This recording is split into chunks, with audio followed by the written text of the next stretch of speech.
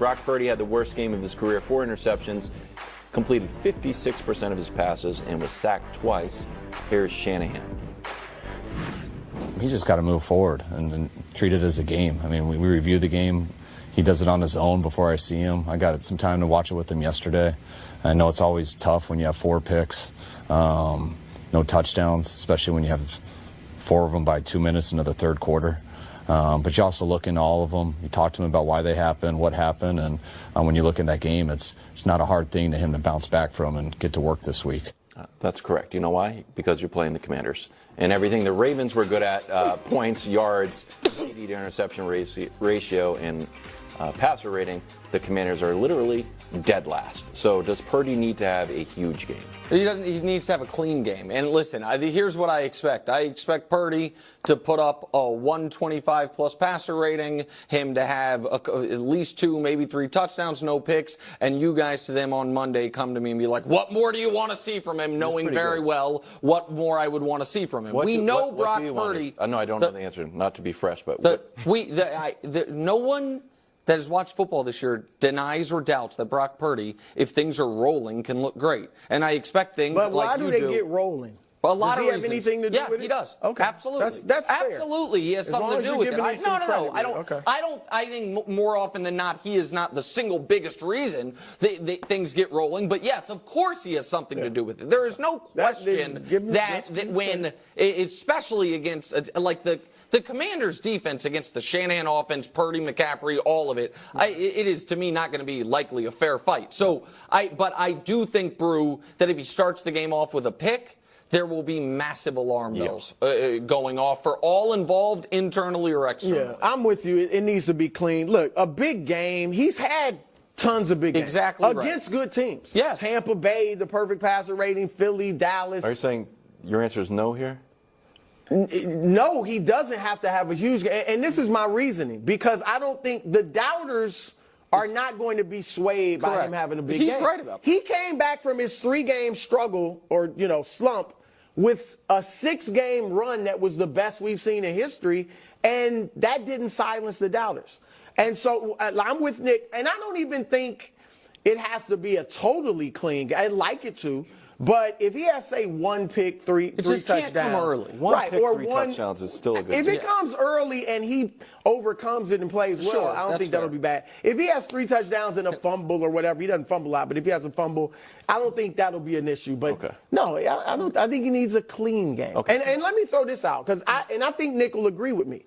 Nick, even if he leads a comeback, a game-winning drive, I think at this point that still wouldn't satisfy. A game-winning drive against the Commanders is not good.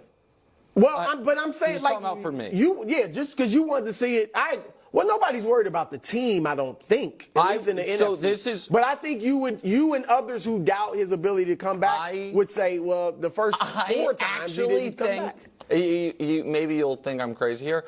I think what would make the Niners feel, I think that beating the Commanders 40-0 would not be as good as if they were down 10 at halftime and Purdy let them back. Because you don't think he could lead them back from a 10-0 halftime or 20-10 halftime deficit? No. No, I don't. Oh, you don't? No. I've never seen him do it. Well, he's only played a few games. I mean, right, but if you're Wilds, here's the thing. This is the crazy thing. You always say this, and then we can move on. I promise.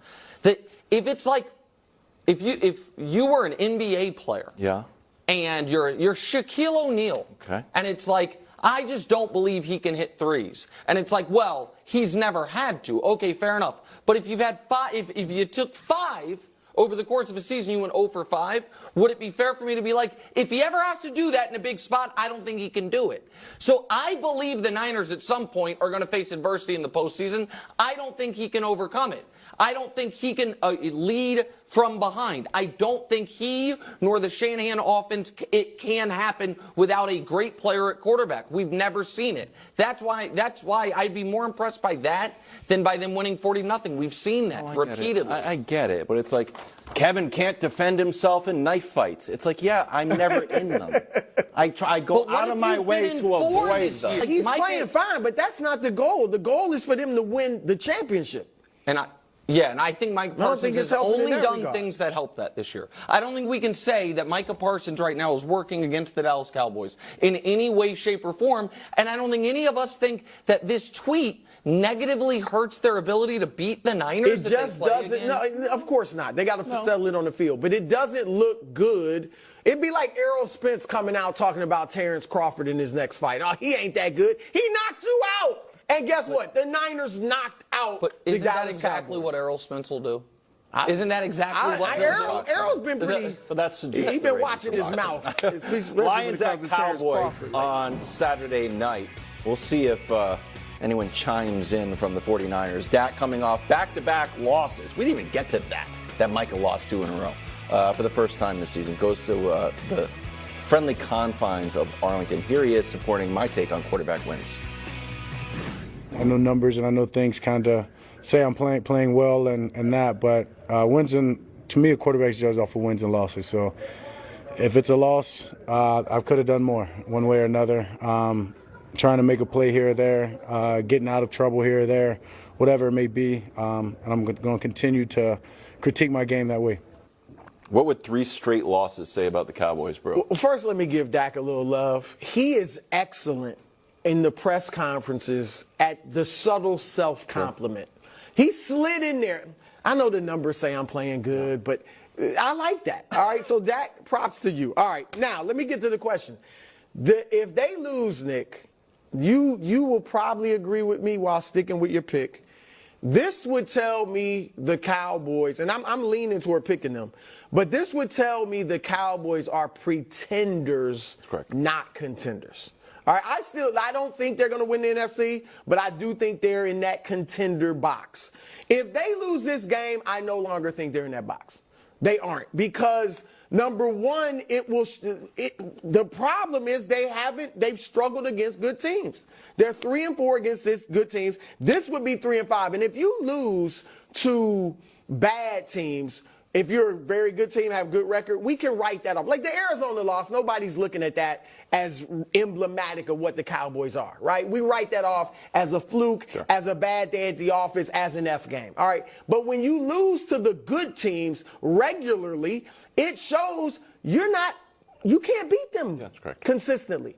And this would be 3 straight losses to teams like that. All right, and then the second thing is it would be at home.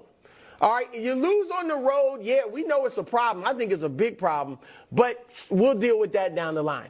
You lose this game on the road or at home where you've won 14 straight, now it's like we can't beat good teams on the road or at home in our building. So I think this would speak volumes about the Cowboys and essentially in their chances of getting to the Super Bowl. Wilds, what do they call me? Mr. Consistency. Yeah, so I maybe I'll surprise Brew a bit here.